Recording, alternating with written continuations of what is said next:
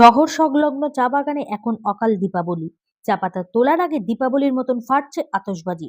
বিগত বেশ কিছুদিন ধরে এমনই দৃশ্য দেখা যাচ্ছে জলপাইগুড়ির ভান্ডিগুড়ি চা বাগানে। এই অকাল দীপাবলির পেছনে রয়েছে চরম আতঙ্ক। সম্প্রতি বাগানের 7 নম্বর সেকশনে এক চা শ্রমিকের উপর হঠাৎই ঝাঁপিয়ে পড়ে লেপার্ড। প্রাণে বেঁচে গেল, গুরুতর আহত হন তিনি। শ্রমিকদের দাবি, লেপার্ড হামলার পর 61 নম্বর সেকশনে গা ঢাকা দেয়। বন দফতর খাঁচা পাতলেও এখনো পর্যন্ত ধরা পড়েনি ওই লেপার্ড। ফলে আতঙ্ক এখনো কাটেনি। 60 ও 61 নম্বর সেকশনে কোনো শ্রমিকই কাজ করতে রাজি হননি।